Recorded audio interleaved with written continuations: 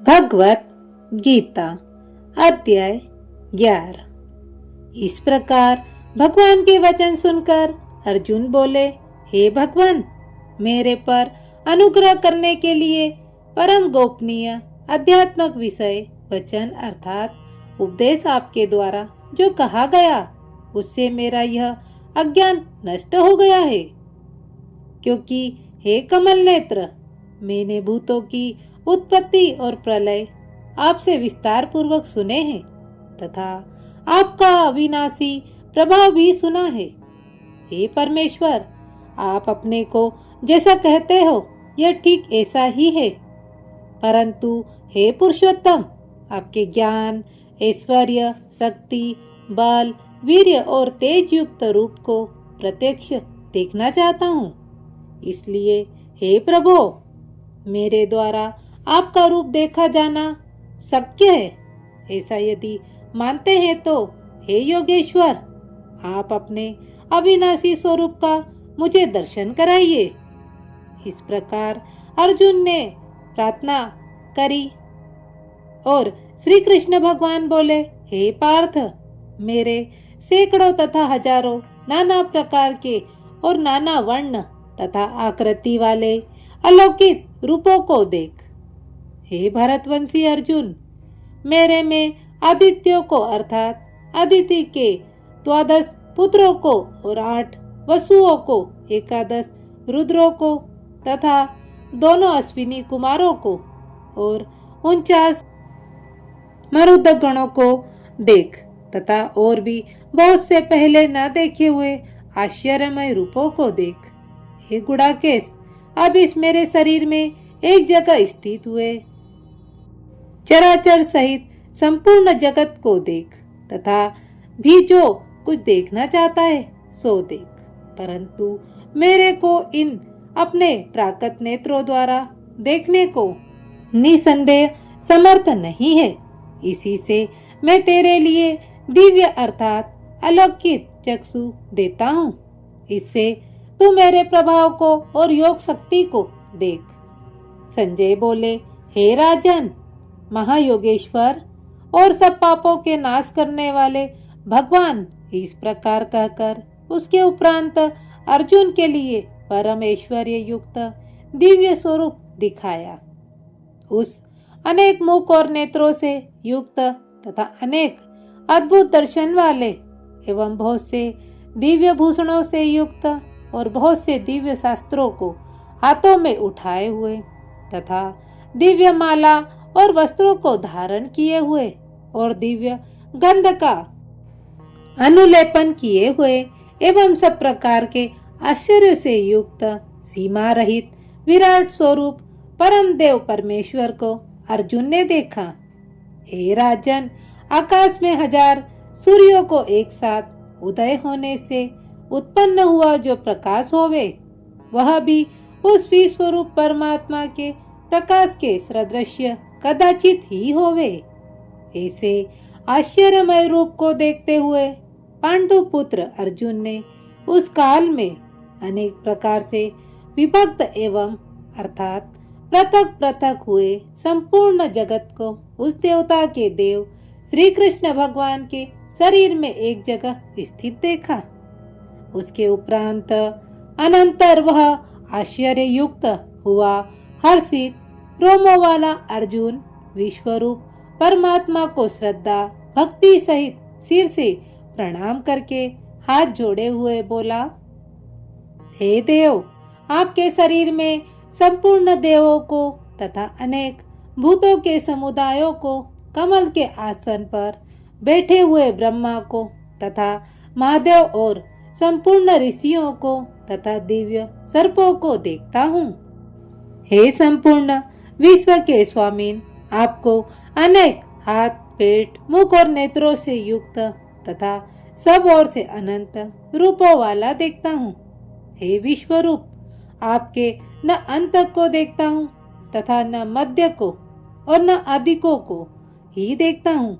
हे विष्णु, आपको मैं मुकुट युक्त, गदा युक्त और चक्र युक्त तथा सब ओर से प्रकाशमान तेज का पूज्य प्रज्वलित अग्नि और सूर्य के सदृश्य ज्योति युक्त, देखने में अति गहन और अप्रमेय रूप सब ओर से देखता हूँ।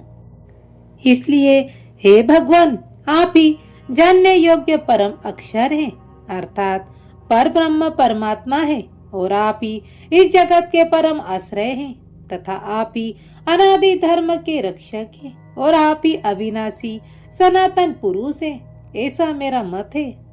हे परमेश्वर, मैं आपको आदि अंत और मध्य से रहित तथा अनंत सामर्थ्य से युक्त और अंत हाथों वाला तथा चंद्र सूर्य रूप नेत्रों वाला और प्रज्वलित अग्नि रूप मुख वाला तथा अपने तेज से इस जगत को तपायमान करता हुआ देखता हूँ। हे महात्मन, यह स्वर्ग और पृथ्वी के बीच का संपूर्ण आकाश तथा सब दिशाएं एक आप से ही परिपूर्ण है, तथा आपके इस अलौकिक और भयंकर रूप को देखकर तीनों लोग अति व्यथा को प्राप्त हो रहे हैं। हे गोविंद, वे सब देवताओं के समूह आप में ही प्रवेश करते हैं, और कहीं एक भयभीत होकर हाथ जोड़े हुए आपके नाम और गुणों का उच्चारण करते हैं, तथा महर्षि और सिद्धांतों के समुदाय कल्याण होवे, ऐसा कहकर उत्तम उत्तम स्तोत्रों द्वारा आपकी स्तुति करते हैं। हे परमेश्वर, जो 11 रुद्र और 12 आदित्य तथा 8 वसु और सात्यगण, विश्वदेव तथा अश्विनी कुमार और मृदुगण और पितरों का समुदाय तथा गंधर्व यक्ष और राक्षस और सिद्धांत गणों के समुदाय हैं, वे सभी विस्मित हुए आपको देखते हैं। हे महाभाव, आपके बहुत मुख और नेत्रों वाले तथा बहुत हाथ, जंगा और पैरों वाले और बहुत उदरों वाले तथा बहुत सी विकराल दाढ़ों वाले महान रूप को देखकर सब लोग व्याकुल हो रहे हैं, तथा मैं भी व्याकुल हो रहा हूँ, क्योंकि हे विष्णु, आकाश के साथ स्पर्श किए हुए देदीप्यमान अनेक रूपों से युक्त तथा फैलाए हुए मुख और प्रकाशमान विशाल नेत्रों से युक्त आपको देखकर भयभीत अंतकरण वाला मैं धीरज और शांति को नहीं प्राप्त होता हूँ। हे भगवान, आपके विकराल दाढ़ों वाले और प्रलय काल की अग्नि के समान प्रज्वलित मुखों को देखकर दिशाओं को नहीं जानता हूँ और सुख को भी नहीं प्राप्त होता हूँ। इसलिए हे देवेश, हे जगन निवास, आप प्रसन्न होवे। मैं देखता हूँ कि वे सभी दृष्टराज के पुत्र राजाओं के समुदाय सहित आप में प्रवेश करते हैं, और भीष्म पितामह, द्रोणाचार्य तथा वह कर्ण और हमारे पक्ष के भी प्रधान योद्धाओं के सहित सबके सब वेग युक्त हुए आपके विकराल दाढ़ों वाले भयानक मुखों में प्रवेश करते हैं, और कहीं एक चूर्ण हुए सिरों सहित आपके दांतों के बीच में लगे हुए दिखते हैं। हे विश्वमूर्ते, जैसे नदियों के बहुत से जल के प्रभाव समुद्र के ही सम्मुख दौड़ते हैं, अर्थात समुद्र में प्रवेश करते हैं, वैसे ही वे सूरवीर मनुष्यों के समुदाय में भी आपके प्रज्वलित हुए मुखों में प्रवेश करते हैं, अथवा जैसे पतंग मोह के वश होकर नष्ट होने के लिए प्रज्वलित अग्नि में अति वेग से युक्त हुए प्रवेश करते हैं, वैसे ही यह सब लोग भी अपने नाश के लिए आपके मुखों में अति वेग से युक्त हुए प्रवेश करते हैं, और आप उन संपूर्ण लोगों को प्रचलित मुखों द्वारा ग्रसन करते हुए सब ओर से चाट रहे हैं। हे विष्णु, आपका उग्र प्रकाश संपूर्ण जगत को तेज के द्वारा परिपूर्ण करके तपायमान करता है। हे भगवान, आप कृपा करके मेरे प्रति कहिए कि आप उग्र रूप वाले कौन हैं? हे देवों में श्रेष्ठ, आपको नमस्कार होवे। आप प्रसन्न होइए। आदि स्वरूप आपको मैं तत्व से जानना चाहता हूँ, क्योंकि आपकी प्रवृत्ति को मैं नहीं जानता। इस प्रकार अर्जुन के पूछने पर श्री कृष्ण भगवान बोले, हे अर्जुन, मैं लोगों का नाश करने वाला बड़ा हुआ महाकाल हूँ। इस समय इन लोगों को नष्ट करने के लिए प्रवृत्त हुआ हूँ। इसलिए जो प्रतिपक्षियों की सेना में स्थित हुए योद्धा लोग हैं, वे सब तेरे बिना भी नहीं रहेंगे, अर्थात तेरे युद्ध न करने से भी इन सब का नाश हो ही जाएगा। इससे तू खड़ा हो और यश को प्राप्त कर तथा शत्रुओं को जीतकर धन धान्य से संपन्न राज्य को भोग। और ये सब सूरवीर पहले से ही मेरे द्वारा मारे हुए हैं। हे सव्यचाचीन, तू तो केवल निमित्त मात्र ही हो जा, तथा इन द्रोणाचार्य और भीष्म पितामह तथा जयद्रथ और कर्ण तथा और भी बहुत से मेरे द्वारा मारे हुए सूरवीर योद्धाओं को तू मार और भय मत कर। निसंदेह तू युद्ध में वीरों को जीतेगा, इसलिए युद्ध कर। इसके उपरांत संजय बोले कि हे राजन, केशव भगवान के इस वचन को सुनकर मुकुटधारी अर्जुन हाथ जोड़े हुए कांपता हुआ नमस्कार करके फिर भी भयभीत हुआ प्रणाम करके भगवान श्री कृष्ण के प्रति गदगद प्राणी से बोला कि हे अंतर्यामीन, यह योग्य ही है जो आपके नाम और प्रभाव के कीर्तन से जगत अति हर्षित होता है और अनुराग को भी प्राप्त होता है, तथा भयभीत हुए राक्षस लोक दिशाओं में भागते हैं और सब सिद्ध गणों के समुदाय नमस्कार करते हैं। हे महात्मन, ब्रह्मा के आदि कर्ता और सबसे बड़े आपके लिए वे कैसे नमस्कार नहीं करें, क्योंकि हे अनंत, हे देवेश, हे जगन निवास, जो सत असत और उनसे परे अक्षर अर्थात सच्चिदानंद घन ब्रह्मा है, वह आप ही है। हे प्रभु, आप आदिदेव और सनातन पुरुष है। आप इस जगत के परम आश्रय और जानने वाले तथा जानने योग्य परम धाम है। हे अनंत रूप, आपसे यह सब जगत व्याप्त अर्थात परिपूर्ण है। हे हरे, आप वायु, यमराज, अग्नि, वरुण, चंद्रमा और प्रजा के स्वामी ब्रह्मा और ब्रह्मा के भी पिता हैं। आपके लिए हजारों बार नमस्कार नमस्कार होवे। आपके लिए फिर भी बारंबार नमस्कार नमस्कार होवे।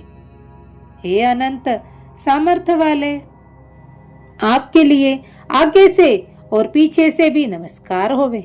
हे सर्वात्म, आपके लिए सब ओर से ही नमस्कार होवे, क्योंकि अनंत पराक्रमशाली आप सब संसार को व्याप्त किए हुए हैं। इससे आप ही सर्वरूप हैं। हे परमेश्वर सखा, ऐसे मानकर आपके इस प्रभाव को न जानते हुए मेरे द्वारा प्रेम से अथवा प्रमाद से भी हे कृष्ण, हे यादव, हे सखे, इस प्रकार जो कुछ हठपूर्वक कहा गया है, और हे अचित्य, जो आप हंसी के लिए विहार, सैया, आसन और भोजन आदि को में अकेले अथवा उन सखाओं के सामने भी अपमानित किए गए हैं, वह सब अपराध अप्रेममय स्वरूप अर्थात अचित्य प्रभाव वाले आपसे मैं क्षमा कराता हूँ।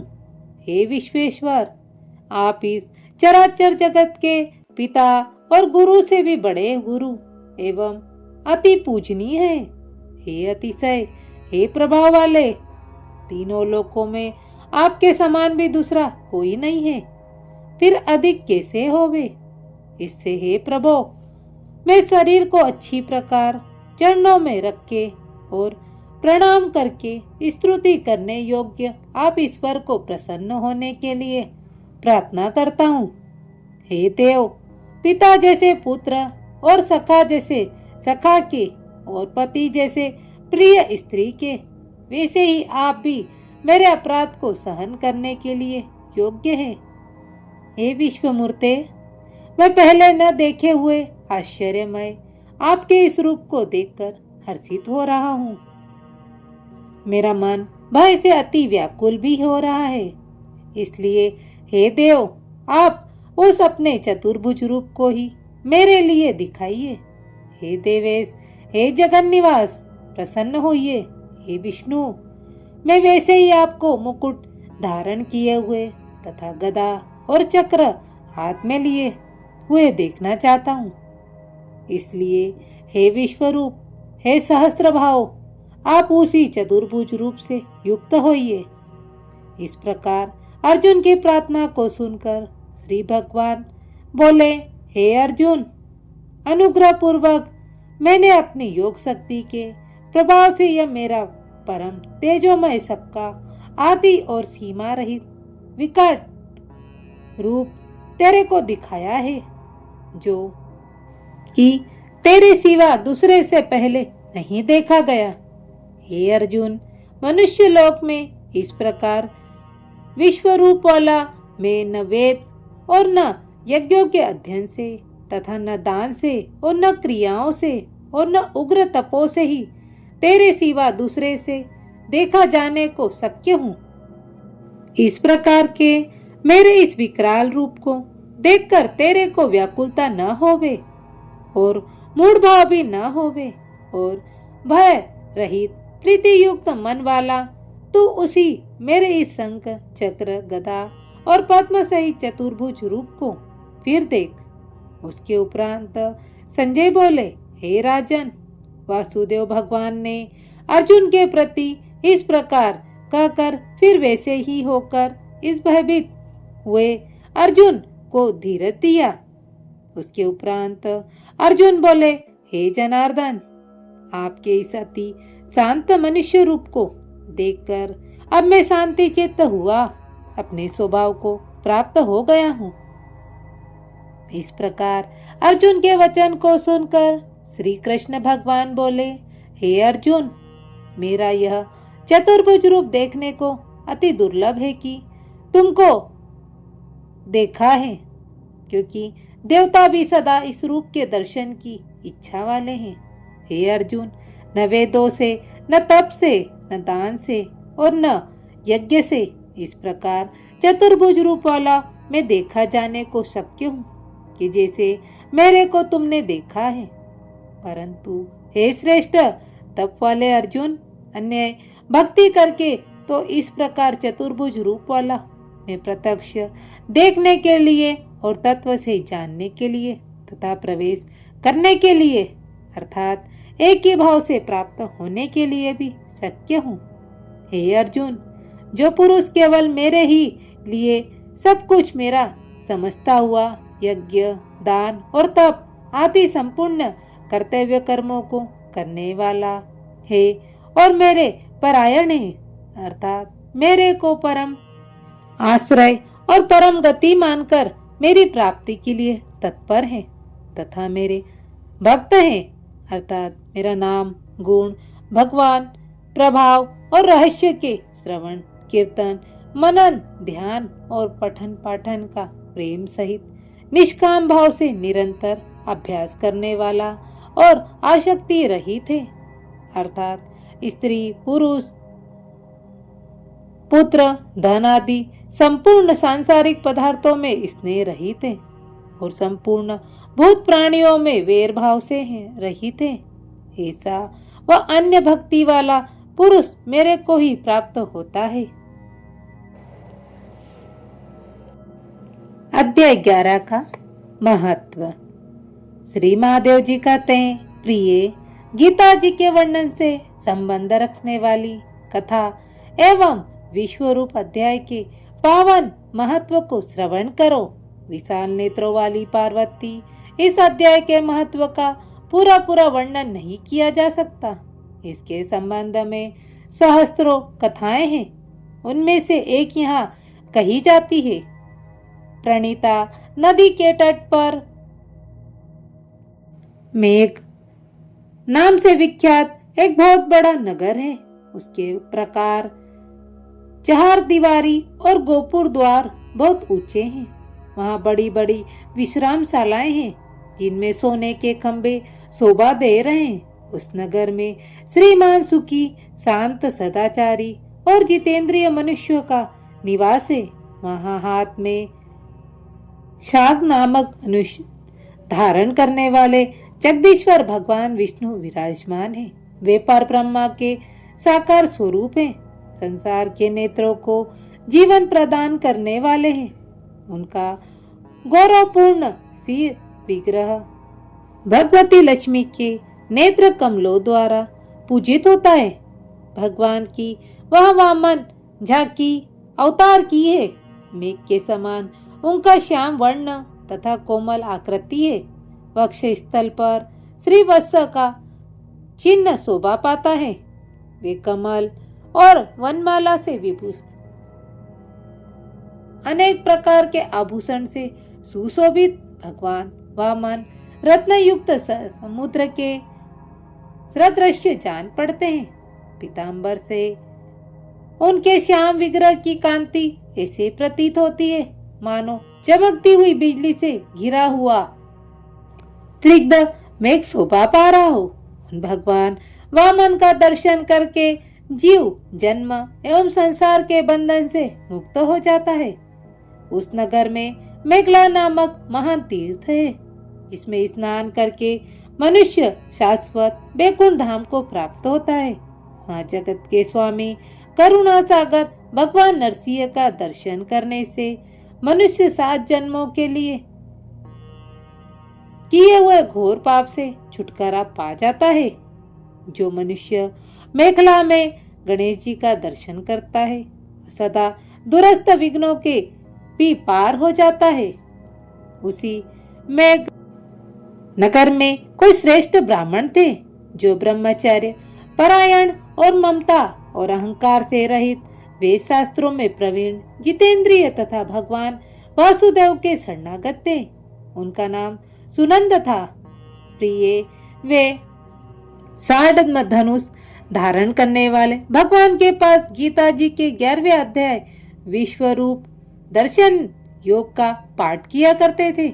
उस अध्याय के प्रभाव से उन्हें ब्रह्म ज्ञान की प्राप्ति हो गई थी।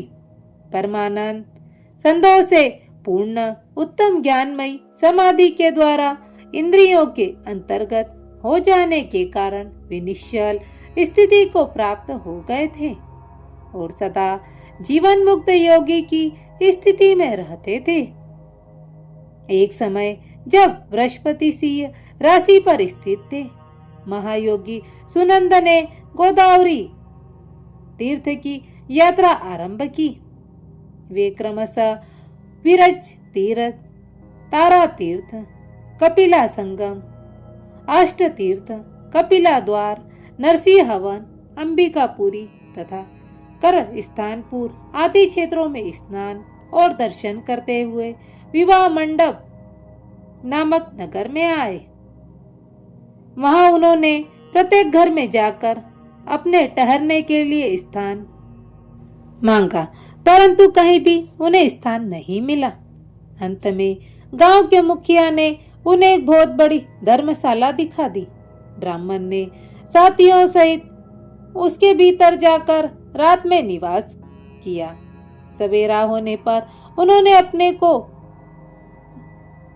तो धर्मशाला के बाहर पाया, किंतु उनके और साथी दिखाई नहीं दिए। वे उन्हें खोजने के लिए चल दिए। इतने में ही ग्रामपाल मुखिया से उनकी भेंट हो गई। ग्रामपाल ने कहा, मुनि श्रेष्ठ, तुम सब प्रकार से दीर्घ आयु जान पड़ते हो। सौभाग्यशाली तथा पुण्यवान पुरुषों में तुम सबसे पवित्र हो। तुम्हारे भीतर कोई लोकोत्तर प्रभाव विद्यमान है। तुम्हारे साथी कहाँ गए और कैसे इस भवन से बाहर हुए, इसका पता लगाओ। मैं तुम्हारे सामने इतना ही कहता हूँ कि तुम्हारे जैसा तपस्वी मुझे दूसरा कोई दिखाई नहीं देता। विप्रवर, तुम्हें किस महान मंत्र का ज्ञान है, किस विद्या का आश्रय लेते हो तथा किस देवता की दया से तुम्हें अलौकिक शक्ति आ गई है। भगवान, कृपा करके इस गांव में रहो। मैं तुम्हारी सब सेवा शुश्रूषा करूंगा। यूं कहकर ग्रामपाल ने मुनीश्वर नंदन को अपने गांव में ठहरा लिया। वह दिन रात बड़ी भक्ति से उनकी सेवा टहल करने लगा। जब 7-8 दिन बीत गए, तब एक दिन प्रातः काल उठकर वह सुबह दुखी हो महात्मा के सामने रोने लगा। बोला, हाय, आज रात में राक्षस ने मुझे भाग्यहीन के बेटे को चबा लिया है। मेरा पुत्र बड़ा ही गुणवान और भक्तिमान है। ग्रामपाल के इस प्रकार कहने पर योगी सुनंदन ने कहा, वह राक्षस और किस प्रकार उसने तुम्हारे पुत्र का भक्षण किया है? ग्रामपाल बोला, ब्राह्मण, इस नगर में एक भयंकर नरभक्षी राक्षस रहता है। प्रतिदिन आकर इस नगर के मनुष्यों को खा लिया करता था। एक दिन समस्त नगरवासियों ने मिलकर उससे प्रार्थना की, राक्षस, तुम हम सब लोगों की रक्षा करो, हम तुम्हारे लिए भोजन व्यवस्था किए देते हैं। यहाँ बाहर के जो पथिक रात में आकर नींद लेते हैं लगे, उनको खा जाना। इस प्रकार नागरिक मनुष्यों ने गांव के मुखिया द्वारा इस धर्मशाला में भेजे हुए पथिकों को ही राक्षस का आहार निश्चित किया। अपने प्राणों की रक्षा के लिए ही उन्होंने ऐसा करना पड़ा। तुम भी अन्य राहगीरों के साथ इस घर में आकर सोए थे, किंतु राक्षस ने उन सबको तो खा लिया, केवल तुम्हें ही छोड़ दिया है। तुम में ऐसा क्या प्रभाव है, इस बात को तुम ही जानते हो। इस समय मेरे पुत्र का एक मित्र आया हुआ है, किंतु मैं उसे पहचान न सका। वह मेरे पुत्र को बहुत ही प्रिय था, किंतु अन्य राहगीरों के साथ उसे भी मैंने उसी धर्मशाला में भेज दिया। मेरे पुत्र ने जब सुना कि मेरा मित्र भी उसमें प्रवेश कर गया है, तब वह उसे वहां से लेने गया, परंतु राक्षस ने उसे भी खा लिया। आज सवेरे मैंने बहुत दुखी होकर उस पिशाच से पूछा, ओ दुष्टमन, तूने रात में मेरे पुत्र को भी खा लिया। तुम्हारे पेट में पड़ा हुआ मेरा पुत्र जिससे जीवित हो सके, ऐसा कोई उपाय यदि हो तो बता। राक्षस ने कहा, ग्रामपाल, धर्मशाला के भीतर घुसे हुए तुम्हारे पुत्र के न जाने के कारण मैंने भक्षण किया है। अन्य पतितों के साथ तुम्हारा पुत्र भी अनजान में ही मैंने ग्रास बना गया है। वह मेरे उदर में जिस प्रकार जीवित और रक्षित रह सकता है, वह उपाय स्वयं विधाता ही कह दिया है। जो ब्राह्मण सदा गीता जी के 11वें अध्याय का पाठ करता हो, उसके प्रभाव से मेरी मुक्ति होगी और मरे हुओं को पुनः जीवन प्राप्त होगा। यहाँ कोई ब्राह्मण रहते हैं जिनको मैंने एक दिन धर्मशाला से बाहर कर दिया था। वे निरंतर गीता जी के 11वें अध्याय का जप किया करते हैं। इस अध्याय के मंत्र से 7 बार अभिमंत्रित करके यदि वे मेरे ऊपर जल का छींटा दे तो निसंदेह मेरे साप से उद्धार हो जाएगा। इस प्रकार उस राक्षस का संदेश पाकर मैं तुम्हारे निकट आया हूँ। ब्राह्मण ने पूछा, ग्रामपाल, जो रात में सोए हुए मनुष्यों को खाता है, वह प्राणी किस पाप से राक्षस हुआ है? ग्रामपाल बोला, ब्राह्मण, पहले इस गांव में कोई किसान ब्राह्मण रहता था। एक दिन वह अघानी के खेत की क्यारियों की रक्षा करने में लगा था। वहां से थोड़ी दूर पर एक बहुत बड़ा गिद्ध किसी राही को मारकर खा रहा था। उसी समय एक तपस्वी कहीं से आ निकले, जो उस राही को बचाने के लिए दूर से ही दया दिखाते आ रहे थे। गिद्ध उस राही को आकर आकाश में उड़ गया। तब तपस्वी ने कुपित होकर उस किसान से कहा, ओ दुष्ट हलवाए, तुझे धिक्कार है, तू बड़ा ही कठोर और निर्दयी है। दूसरे की रक्षा से मुंह मोड़कर केवल पेट पालने के धंधे में लगा है। तेरा जीवन नष्ट प्राय है। अरे जो चोर, दाढ़ वाले जीव, सर्प, शत्रु, अग्नि, विष, जल, गीत, राक्षस, भूत तथा बेताल आदि के द्वारा घायल हुए मनुष्यों की शक्ति होते हुए भी उपेक्षा करता है, वह उनके वध का फल पाता है।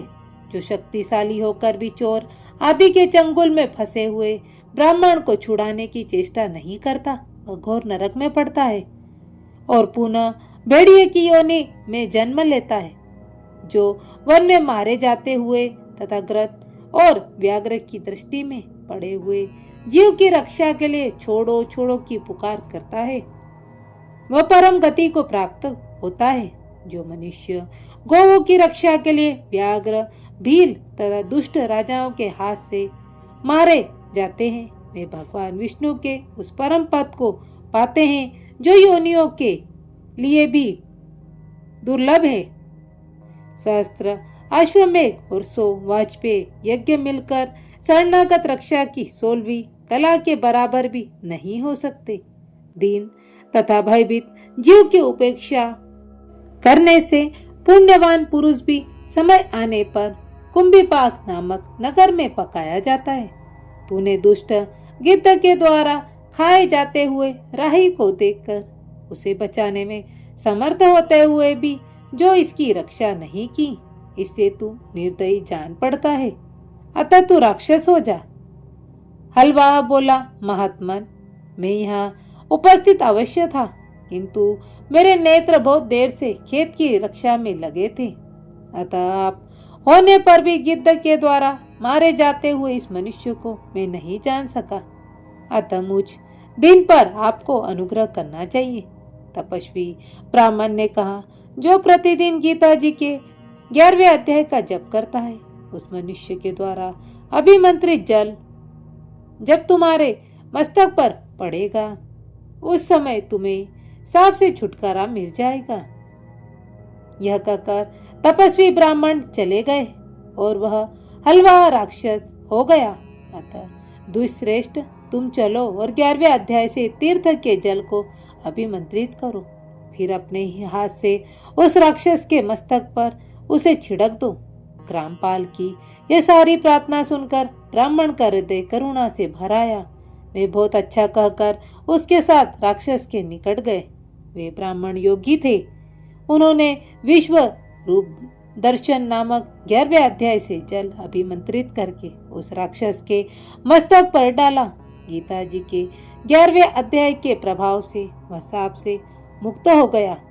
उसने राक्षस देह का परित्याग करके चतुर्भुज रूप धारण कर लिया तथा उसने जिन सहस्त्रों पथिकों का भक्षण किया था, वे भी शंख, चक्र एवं गदा धारण किए चतुर्भुज रूप हो गए। तपश्चात वे सभी विमान पर आरूढ़ हुए। इतने में ही ग्रामपाल ने राक्षस से कहा, निशाचर, मेरा पुत्र कौन है, उसे दिखाओ।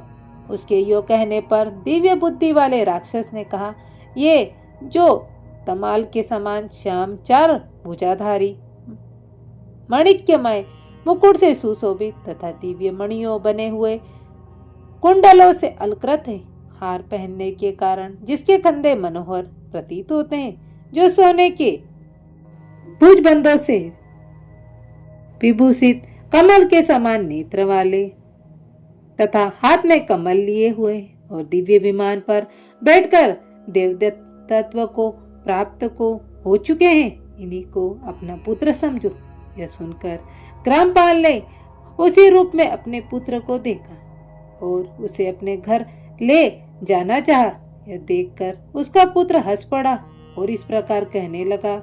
पुत्र बोला, ग्रामपाल, कई बार तुम मेरे भी पुत्र हो चुके हो।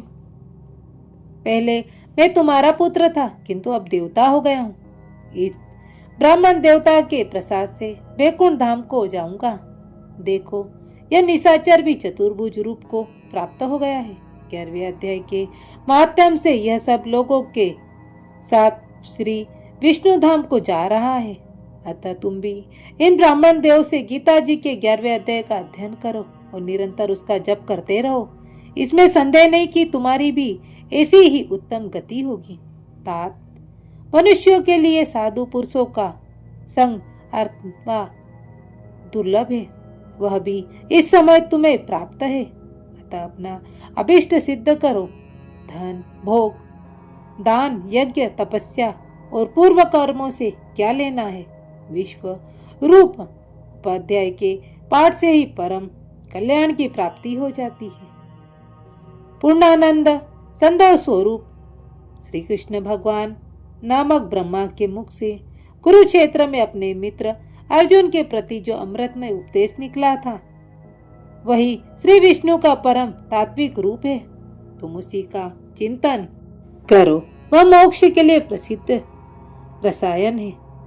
संसार भय से डरे हुए मनुष्यों की आदि व्याधि का विनाशक और अनेक जन्म के दुखों का नाश करने वाला है। मैं उसके सिवा दूसरे किसी साधन को ऐसा नहीं देखता, अतः उसी का अभ्यास करो। श्री महादेव जी कहते हैं, योग्य कर वह सबके साथ श्री विष्णु परम धाम को चला गया। तब ग्रामपाल ने ब्राह्मण के मुख से वो सब अध्याय को पढ़ा। फिर वे दोनों ही उसके माध्यम से श्री विष्णु धाम को चले गए। पार्वती, इस प्रकार तुम्हें 11वें अध्याय की महिमा कथा सुनाई है। इसके श्रवण मात्र से महान पातकों का नाश हो जाता है।